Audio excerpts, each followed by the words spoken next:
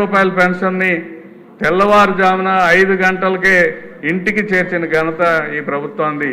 అందులో అదే మొట్టమొదటి హామీ అమల్లో దిశగా భాగం అని చెప్పి మీకు తెలియజేసుకుంటున్నాను. అంతేకాదు దీపావళి పండుగ రోజున మహిళలందరికీ దీపం 2 పథకం కింద ఉచితంగా 3 గ్యాస్ సిలిండర్లు, ఇది ఇచ్చిన హామీలో ఒకటి.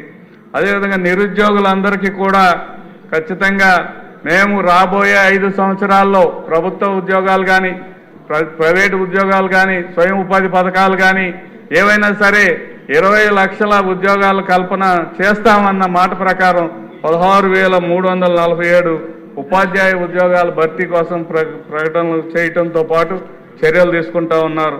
అలాగే దుర్మార్గంగా మరి ప్రజల యొక్క ఆకలి తీర్చడానికి కోసం మరి ఆనాడు అన్న క్యాంటీన్లు పెడితే అన్న క్యాంటీన్లు రద్దు చేసి అవి ఎందుకు పనికిరావని చెప్పి ఎద్దేవా చేసిన సందర్భం. మనం అందరం కూడా రిక్వెస్ట్ చేశాం, అయ్యా అది పేరైనా మార్చుకోగాని పేదల అన్నాన్ని పొట్టగొట్టొద్దని చెప్తే కూడా వినకుండా ఉంటే 204 అన్న క్యాంటీన్లు ప్రారంభించడం జరిగింది.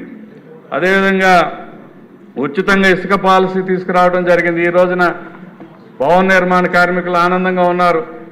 ఉచితంగా ఇసుక దొరుకుతూ ఉంది, పనులు దొరుకుతూ ఉన్నాయి, బ్రహ్మాండంగా నడిపిస్తూ ఉన్నారు. 93 కేంద్ర పథకాలని పునరుద్ధరించడంలో భాగంగా 74 పథకాలు పునరుద్ధరించారు. తర్వాత అన్నిటికంటే దుర్మార్గంగా ల్యాండ్ టైటిలింగ్ యాక్ట్ అని ఒక యాక్ట్ తీసుకొచ్చారు అధ్యక్ష గత ప్రభుత్వం. దాన్ని ఈ ప్రభుత్వం సరిచేసింది.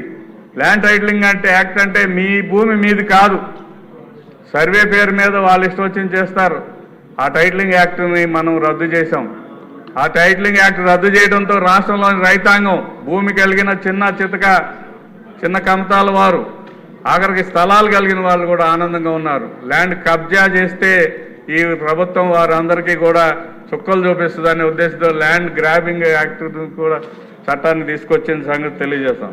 ఉపాధి ఉద్యోగ కల్పనలో భాగంగా పరిశ్రమల ఏర్పాటు, మన ముఖ్యమంత్రి గారు దావోస్ వెళ్ళారు, మన లోకేష్ గారు అనేక పరిశ్రమలు తీసుకురావడానికి కృషి చేస్తున్నారు. అందులో భాగంగా Google, Arcelor Mittal steel plant, Tata power, Greenko group, BPCL, TCS 6.5 lakh crore investments ఈ రాష్ట్రానికి తీసుకురావడంలో ముఖ్య పాత్ర. దాదాపు 4 లక్షల ఉద్యోగాల కల్పనలో చర్యలు తీసుకుంటూ ఉన్నారు.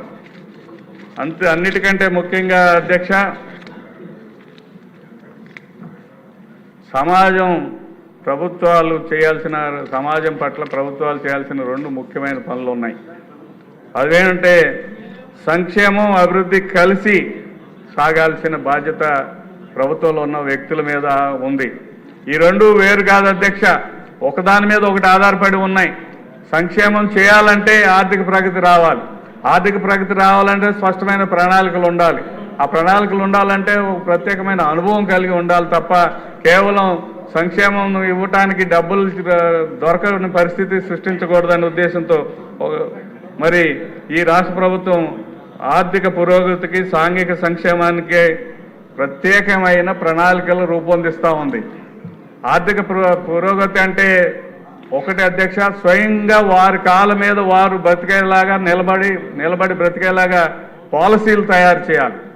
అంతేగాని మనం ఏదో ఇచ్చామంటే కాదు. దానికి ఉదాహరణ గౌరవ సభ్యులు చెప్పారు, గవర్నర్ గారి ప్రసంగంలో ఉంది. ఒక వ్యక్తికి చేపను రోజు ఇవ్వటం కాదు, చేపలు పట్టడం నేర్పితే తను స్వయంగా బతకడానికి అవకాశాలు ఉంటాయి.